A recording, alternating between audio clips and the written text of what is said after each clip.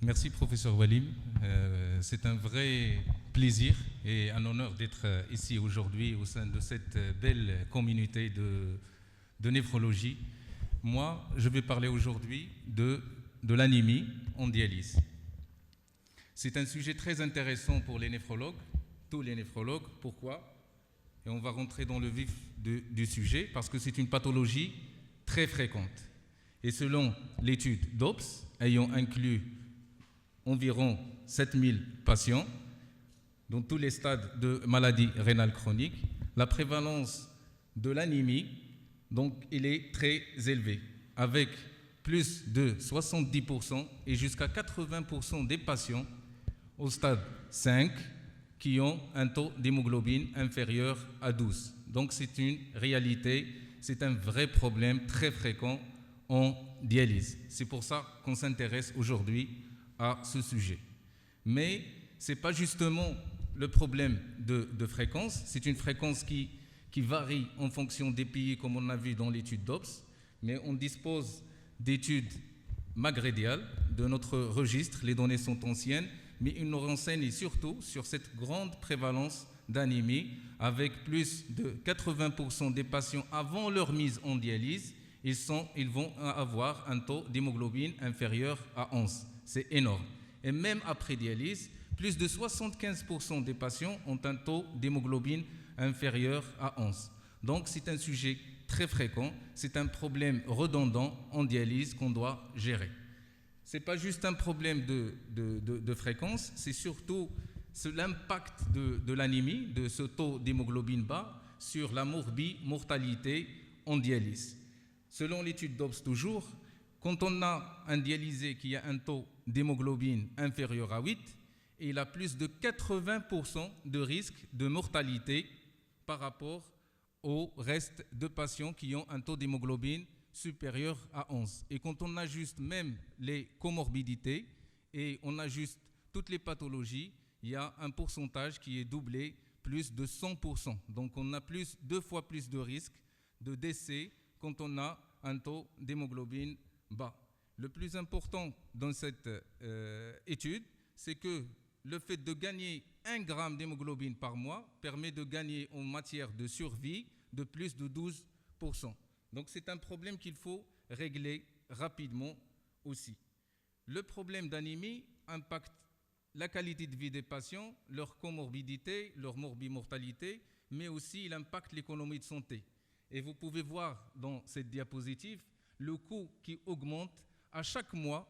Donc les patients qui ont un taux d'hémoglobine inférieur à 11 pendant plus de 1 mois, 2 mois et jusqu'à 3 mois, ils ont besoin de plus de ressources, plus de 15%, jusqu'à 50% de ressources pour leur prise en charge en dialyse. Donc ça impacte aussi l'économie de santé. Et c'est justement pour ça qu'on va dire que l'anémie est un vrai ennemi, l'ennemi du patient, l'ennemi du néphrologue et l'ennemi de l'économie de santé. Et en matière, puisque c'est un ennemi, je déclare la guerre. Vous, M. Mnran, vous avez parlé tout à l'heure de station de métro. Je suis militaire, donc je vais parler moi de guerre. Et la règle d'or dans la guerre, c'est de bien connaître son ennemi. Et quand on fait une recherche sur le sujet anémie et dialyse, on retrouve l'intérêt qui est constant durant toutes ces dernières années sur ce sujet pour bien le prendre en charge. Donc, puisqu'on a avec nous les résidents, il est très bien de rappeler quelques notions sur la régulation de l'érythropoïèse. Il faut savoir que dans une situation normale, c'est l'hypoxie qui va stimuler le rein en grande partie, mais il y a aussi le foie qui va sécréter de l'érythropoïétine, qui va agir au niveau de la moelle osseuse pour produire des globules rouges et ainsi améliorer le transport d'oxygène dans les tissus et inhiber l'érythropoïèse. C'est le cercle de régulation de l'érythropoïèse qu'on connaît depuis longtemps, c'était juste un rappel. Qu'est-ce qui arrive au cours de l'insuffisance rénale chronique en général? Comme vous savez, l'érythropoïétine est sécrétée au niveau des cellules péritubulaires et dans l'évolution de la maladie rénale chronique, il y a une transformation de ces cellules en fibrose. Ils vont sécréter du collagène, ils ne vont pas sécréter de l'érythropoïétine, et on a ce déficit en érythropoïétine.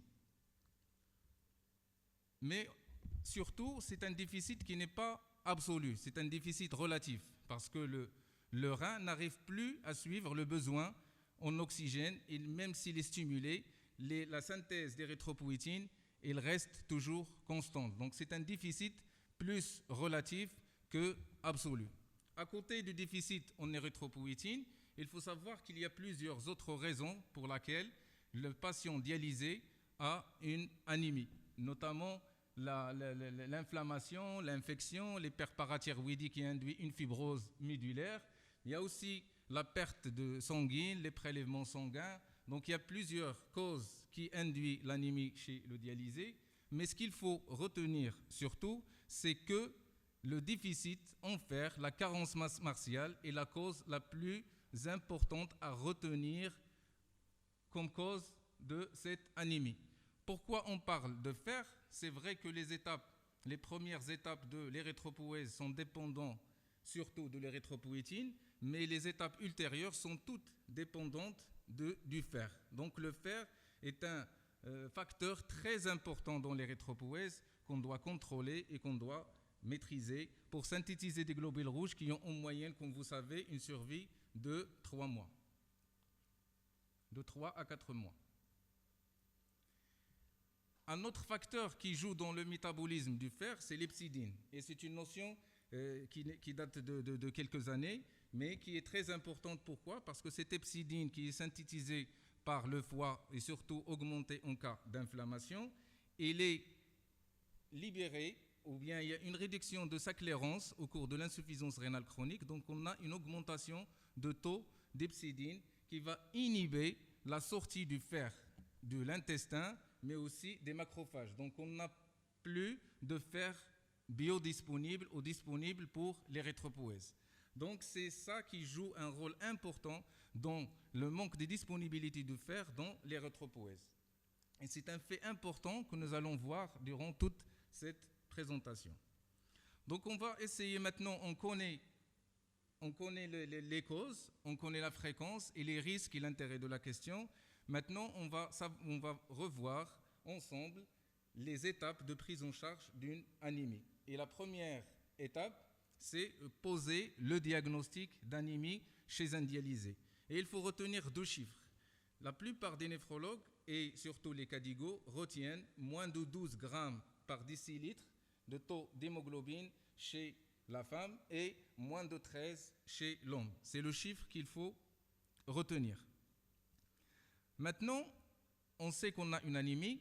L'étape ultérieure, et les recommandations marocaines l'ont bien détaillé, il faut rattacher cette anémie à l'insuffisance rénale. Et pour ça, il faut prendre le temps de faire un bilan exhaustif, rechercher le dosage du fer sérique, la transférine, le coefficient de saturation, la CRP, rechercher une inflammation, pourquoi pas une électrophorèse de protides, parce qu'il y a toujours le patient dialysé, c'est aussi fait partie de la population générale, et on peut retrouver une drépanocytose, on peut trouver une autre cause que l'anémie rénale. Donc il ne faut pas oublier de chercher ces étiologies qui sont très importantes pour la prise en charge.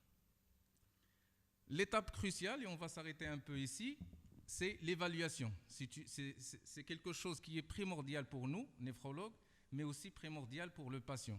Il faut chercher le retentissement de cette anémie sur le patient, sur sa qualité de vie.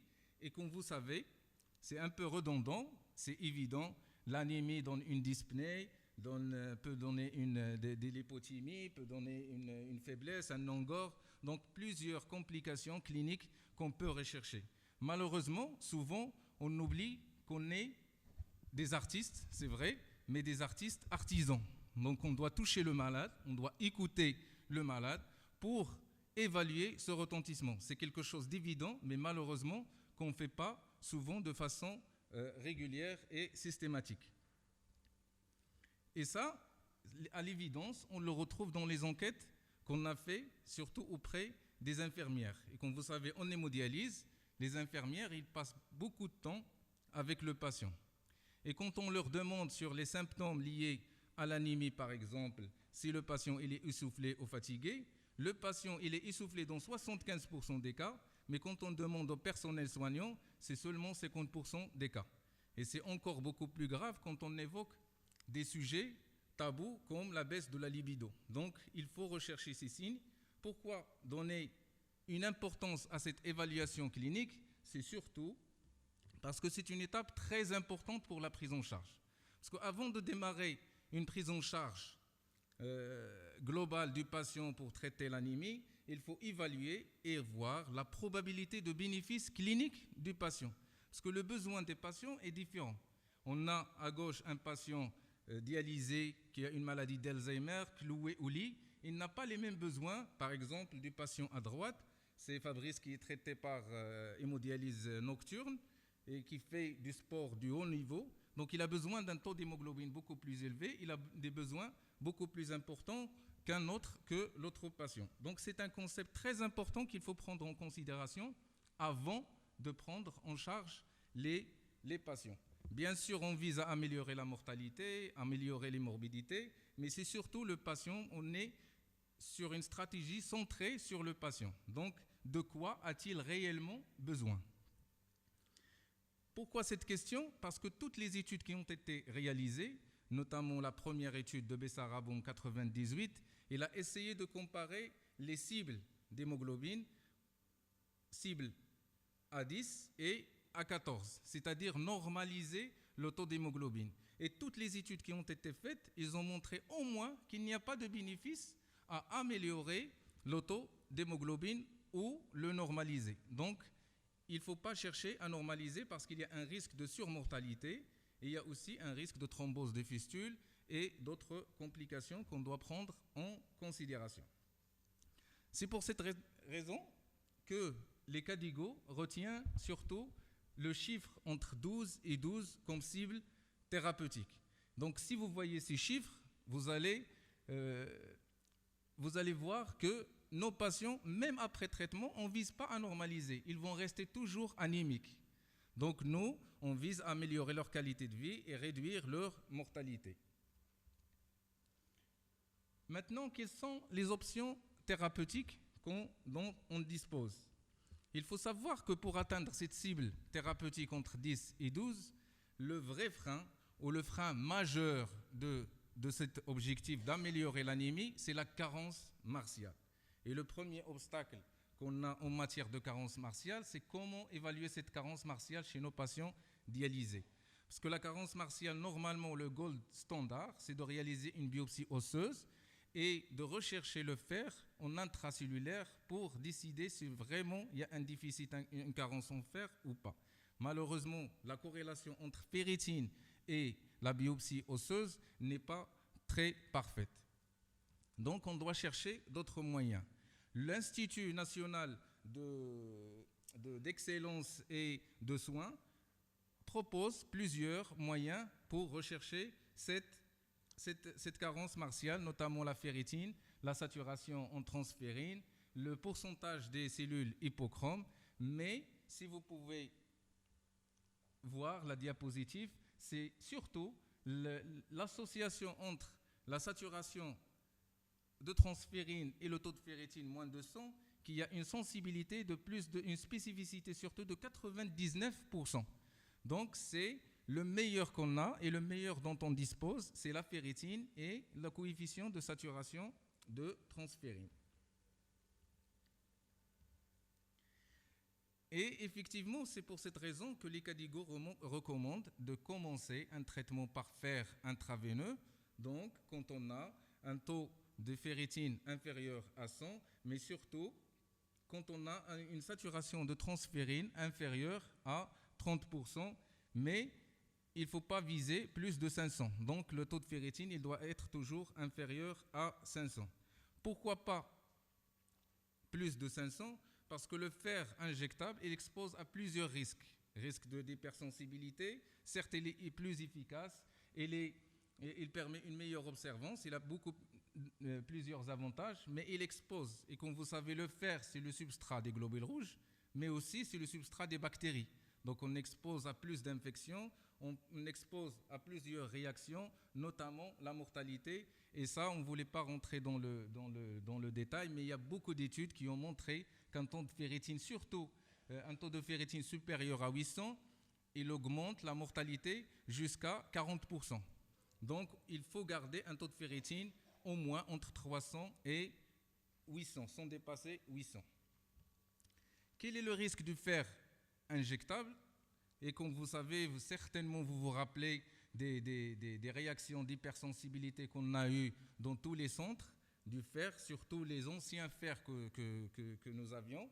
Mais actuellement, ce taux de réaction, il devient de plus en plus bas parce qu'on arrive à stabiliser les molécules. C'est surtout la libération de fer labile qui donnait cette toxicité et ces réactions d'hypersensibilité. Cette diapositive, juste pour montrer que le dernier fer disponible, c'est le carboxymaltose, il ne donne presque pas de réaction d'hypersensibilité. A priori, il a beaucoup plus d'avantages, d'autres avantages, notamment l'hypophosphorémie. Nous utilisons le fer inject de façon très fréquente et sincèrement, on n'a jamais eu d'hypophosphorémie comme ça a été annoncé dans plusieurs études. Maintenant, on veut traiter la carence martiale, on veut injecter du fer.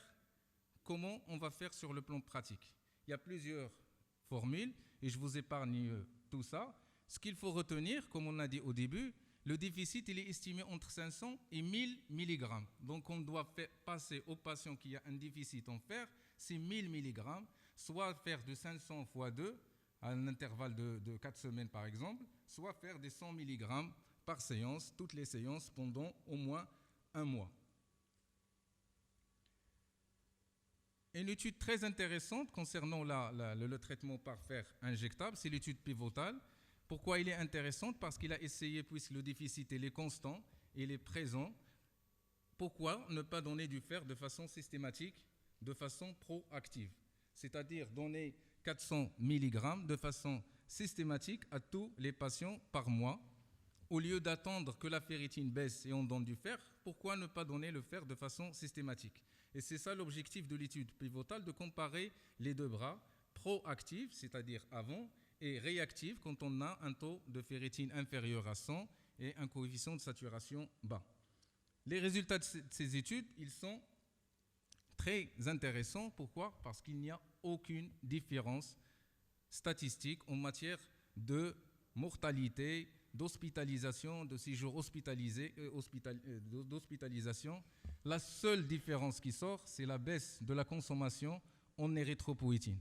Donc peut-être c'est bien de donner du fer de façon proactive, mais il faut dire que l'étude a duré juste 4 ans. On ne sait pas l'effet du fer injectable à long terme. Peut-être il va exposer à d'autres complications. Donc il y a beaucoup d'études de real data après qui vont sortir. Un petit mot surtout sur la supplémentation en fer oral. Parce que vu la toxicité, les risques du fer injectable, pourquoi ne pas donner du fer oral? Il faut savoir que le taux d'hepcidine élevé au cours de l'insuffisance rénale chronique fait qu'on a un défaut d'absorption digestive du fer. Donc toutes les études qui ont été faites avant 2017 ont montré que leur efficacité est faible. Il y a aussi des papiers qui ont montré que même le microbiote, il change en utilisant du fer oral et à la fin, le fer ne va pas être efficace par voie orale. Mais tout ça, c'était avant 2017. Après, il y a 2 molécules qui sont maintenant commercialisées ailleurs, notamment le fer citrate. Le fer citrate, il donne des résultats prometteurs avec une baisse d'utilisation de fer injectable de façon significative, mais aussi une stabilisation du taux d'hémoglobine. Donc c'est vraiment efficace. L'avantage qu'on peut ajouter aussi, c'est surtout l'hypophosphorémie, parce qu'ils ont été utilisés comme chélateurs de phosphore. Donc on a le double avantage de ces molécules et peut-être dans l'avenir, ils vont intégrer les recommandations. Une autre option thérapeutique, et on ne parle d'érythropoïétine que chez les patients qui ont une saturation de transférine élevée, un taux de ferritine élevée, pas d'érythropoïétine en cas de déficit en fer, ça ne sert à rien. Et l'histoire de l'érythropoïétine, elle est très longue. Elle a été découverte en 1978 par Eugène.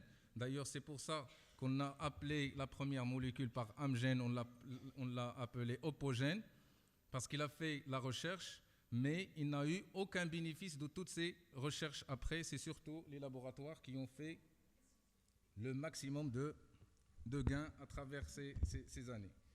Maintenant, on dispose de plusieurs classes thérapeutiques d'érythropoïétine. Donc, différentes classes biosimilaires, l'érythropoïétine alpha, bêta. Ce qu'on a maintenant, c'est les alpha et bêta. La darbapoïétine avec une longue durée d'action, le Mircera aussi. Donc, avec des doses différentes et une utilisation différente aussi à ces doses. Maintenant, la question qui se pose, mon patient a besoin d'érythropoïétine, laquelle choisir? Et c'est un sujet très, très important. Pourquoi? Parce qu'on a la multitude. Est-ce qu'on va choisir une molécule mère? On va choisir un biosimilaire. Et le choix va s'imposer surtout sur l'evidence-based medicine. Et là, les études, ils sont catégoriques. Il n'y a aucune différence entre toutes les molécules disponibles.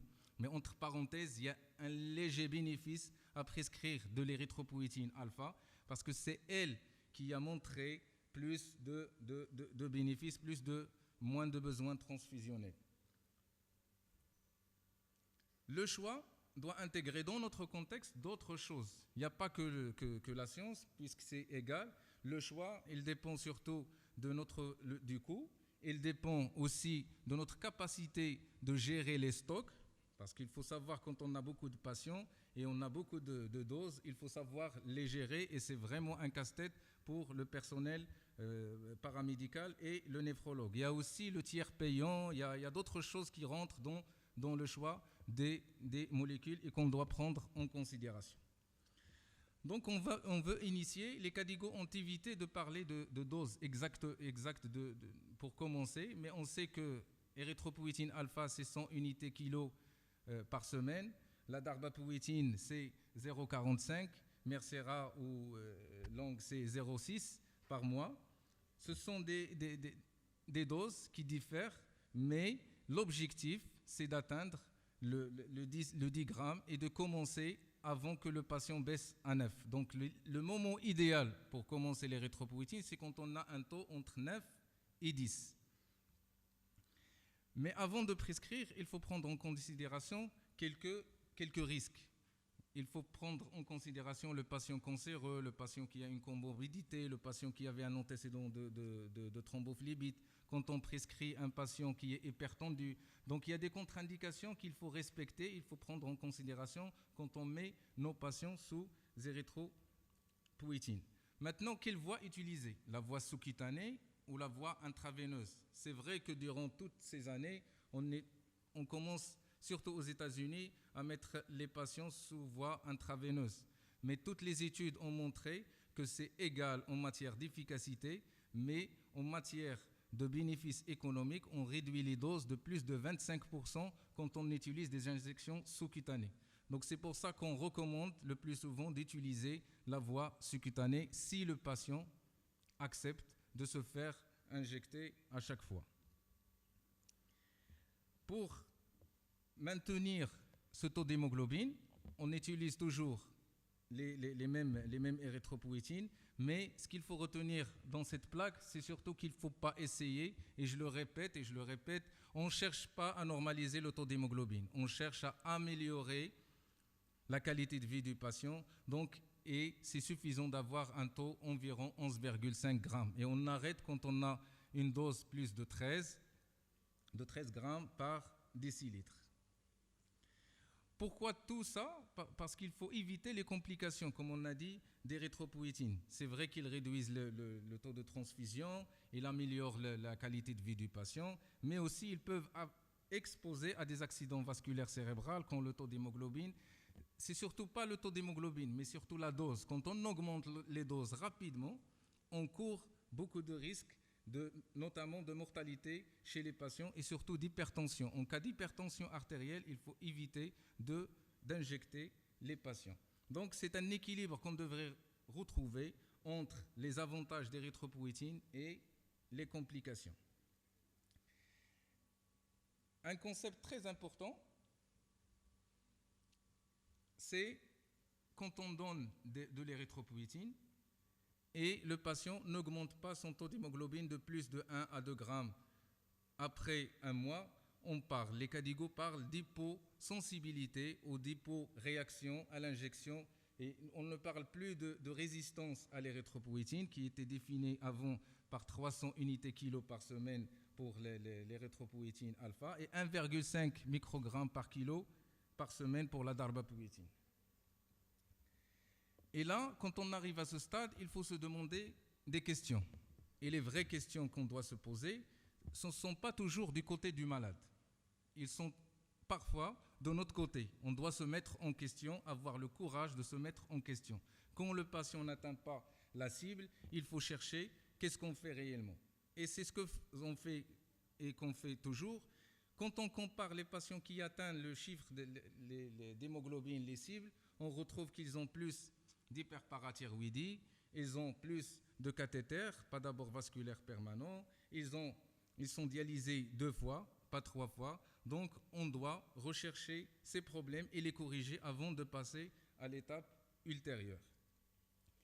Et notre petite expérience l'a déjà démontré auparavant, les besoins en érythropoïétine, le taux d'hémoglobine stable, on peut l'atteindre juste en changeant la qualité d'eau.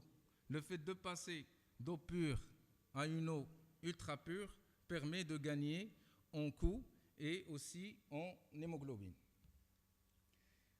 Un autre moyen, c'est d'utiliser les membranes, les MCO, d'accord, pour éliminer les inflammatoires. La voie IF, donc c'est une nouvelle voie. Elle consiste à quoi? Elle consiste à éviter la destruction du facteur qui induit par l'époxy grâce à de nouvelles molécules, et ils ont mérité le prix Nobel grâce à ça. Donc les avantages de cette molécule, au-delà de stimuler l'érythropoïèse, c'est aussi de faire plus de biodisponibilité, de faire injectable. Plusieurs molécules sont disponibles qui peinent à avoir l'AMM ou l'accord du FDA aux États-Unis. En Europe, ils ont déjà l'accord. Ils ont l'avantage d'être par voie orale, mais il faut savoir qu'ils ne font pas mieux que l'érythropoïétine. On espérait qu'ils règlent le problème d'anémie inflammatoire, mais apparemment, ce n'est pas le cas. La transfusion sanguine, juste un mot pour dire qu'on évite au maximum la transfusion sanguine. Pourquoi? Parce que ça expose à plusieurs problèmes, notamment d'hémovigilance, et on sait que la plupart des risques, c'est plus de 60% de causes humaines. C'est pour ça qu'on propose de nouvelles. Dernier diapositive sur la surveillance et l'optimisation. Donc ne parlons pas sur les tests laboratoires qu'on peut réduire, parce qu'on ne va pas faire un test qui ne va pas changer notre attitude thérapeutique. On peut utiliser le BVM, comme l'a déjà démontré notre ami Alayod, donc pour maintenir un taux d'hémoglobine. L'intelligence artificielle aussi intègre cet aspect d'optimisation d'usage d'érythropoïétine et de fer. Et pour finir, ce qu'il faut retenir de toutes ces diapositives, c'est surtout que l'anémie est un ennemi, parce qu'il est très fréquent, parce qu'il a un impact clinique important, un impact économique. Il faut d'abord éliminer une cause extra-rénale, peser le bénéfice clinique de traiter le patient, est-ce qu'il faut vraiment le traiter ou pas. Il faut cibler entre 10 et 11,5 grammes en fonction du terrain.